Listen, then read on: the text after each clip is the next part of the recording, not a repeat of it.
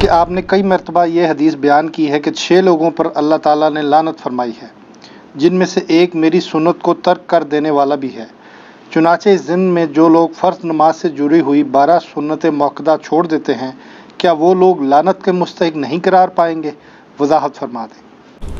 ہمارا ایک clip upload ہوا تھا کہ جو لوگ نماز نہیں پڑھ سکتے سنتوں کے ساتھ، جن کو صرف عشاء کی 17 رکعتیں بتائی گئی ہیں، تو ان کو بتایا تھا ہم نے دن رات میں تو ٹوٹل رکعتیں 17 ہیں جن کی پوچھ آپ سے ہونی ہے، 2 فجر کی، 4 ظہر کی، 4 عصر، 3 مغرب، 4 عشاء۔ وطر اور سنت موقدہ یہ سب سنت عبادات ہیں، بلکہ نفلی عبادات ہیں۔ سنت جب ہم کسی کے اوپر بول رہے ہوتے ہیں تو اس سے مراد طریقہ ہوتا ہے۔ آپ قرآن و سنت میں اللہ تعالیٰ نے سنت کا لفظ اپنے لیے بھی استعمال کیا، سنت اللہ، کیا مطلب؟ اللہ کا طریقہ۔ یہ نہیں ہے کہ اللہ نے کچھ خود کر کے بتایا، کوئی عبادت کا طریقہ نہیں۔ اللہ تعالیٰ جو ڈیسیژن کرتا ہے، جس طریقے سے معاملات کو لے کے چلتا ہے، اس طرح نبی علیہ السلام کا بھی طریقہ کار ہے۔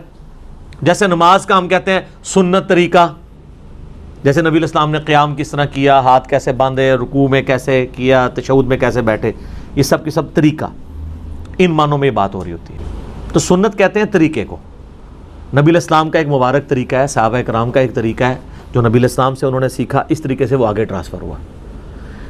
تو اب رہا یہ مسئلہ کہ یہ جو حدیث میں 6 لوگوں پہ اللہ کی لعنت ہے، اس میں تارک سنت کی بات آئی ہے، جو سنت کو ترک کرنے والا ہے۔ اور عربی لنگوسٹک میں اگر آپ سنت کو ترک کا معنی لینا تو یہ ہوتا ہے اس راستے کو چھوڑ دینے والا۔ اچھا، اگر آپ اس کا خدا نخواستہ یہ معنی لیں گے کہ نبی علیہ السلام کے جتنے بھی اعمال ہیں، چونکہ وہ سنت کی کیٹیگری میں تو فال کرتے ہیں، جیسے تہمد پہننا نبی علیہ السلام کا طریقہ تو ہے۔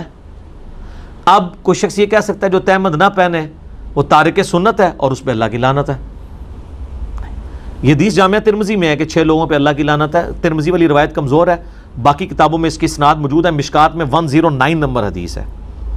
سنت کو حقیر سمجھ کے چھوڑنے والا، سنت سے نفرت کی وجہ سے سنت کو چھوڑنے والا، ایک تفسیر اس کی بنے گی جو محدثین نے کی ہے۔ دوسری یہ ہے کہ اس سنت سے مراد وہ سنت ہے جو سنت واجبہ ہیں، یا وہ سنتیں جو فرائض میں شامل ہیں۔ فجر کی نماز پڑھنا سنت ہے کہ نہیں؟ اپنی انٹینسٹی میں فجر کے 2 فرض ہیں، لیکن طریقے میں جائیں تو حضور کی سنت ہے نا؟ تو فجر کے 2 فرض وہ سنت ہے جس کو ترک کرنے والا لعنت کا مستحق ہے۔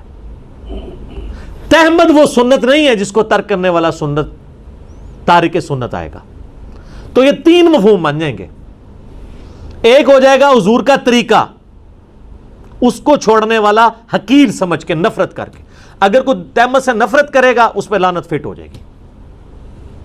دوسرا یہ ہے کہ وہ کام تو فرض کر رہا تھا لیکن سنت طریقے پہ نہیں کر رہا تھا۔ نبی علیہ السلام نے ایک نماز کا طریقہ تعلیم فرمایا ہے، جس طرح کہ صحیح بخاری میں آتا ہے، سیدنا معاذ ابن جبل تھے یا حذیفہ ابن یمان تھے جنہوں نے ایک شخص کو دیکھا بڑا تیزی سے نماز پڑھ رہا تھا، حذیفہ ابن یمان۔ انہوں نے کہا تو اس طرح ہی نماز پڑھتا رہا تو اس طریقے پہ نہیں مرے گا جو محمد صلی اللہ علیہ وآلہ وسلم کو اللہ نے تعلیم فرمایا۔ نماز تو وہ پڑھ رہا تھا لیکن حضور کی طرح وہ سجدے اور رکوع نہیں کر رہا۔ تو دوسرا مفہوم یہ ہو گیا۔ نمبر 1 مفہوم کیا ہوا؟ سنت سے نفرت کرنے والا۔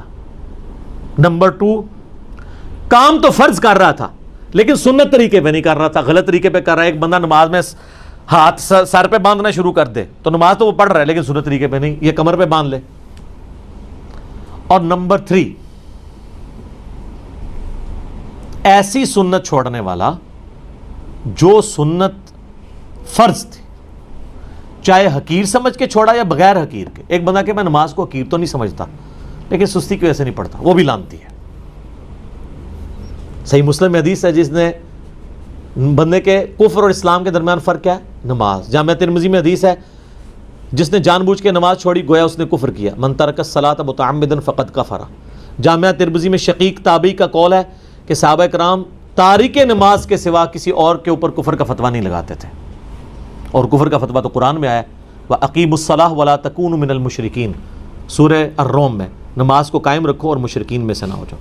تو 3 طرح سے لوگ سنت کے حوالے سے لعنت کے مستحق ہوں گے۔ نمبر 1، کسی سنت سے نفرت کی وجہ سے چھوڑ دیں، حقیر سمجھ کے۔ کرنے والا. دوسرا فرض کام کر رہا تھا لیکن سنت طریقے پہ نہیں کر رہا تھا, وہ بھی لعنت کا مستحق. اور نمبر 3 وہ سنتیں جو حضور نے فرض کے طور پہ تعلیم فرمائی ہیں, دین میں ضروری جاری کی ہیں, اور اس کے چھوڑنے پہ وعید بتائی ہے, اس کو چھوڑنے والا بھی لعنتی ہوگا. اب آ جائیں یہ فرض کی جو 12 سنتیں ہیں, کس ضعیف حدیث کے اندر صحیح تو ہی نہیں ہے یہ 12 سنتیں چھوڑنے والے کے اوپر حضور کی کوئی وعید موجود ہے؟ ہاں, اس کا تو اسلوب بھی بالکل ڈیفرنٹ ہے. بخاری و مسلم دونوں میں موجود ہے. نبی علیہ السلام نے فرمایا جو فرض کے سوا 12 رکعتیں قائم رکھے گا اللہ تعالیٰ اسے جنت میں محل عطا فرمائے گا. یہ ہے فضیلت. اب اس کو لے آئیں آپ نماز کے اندر جو سنتیں ہیں اس کے اندر کون سی وعید آئی ہوئی ہے؟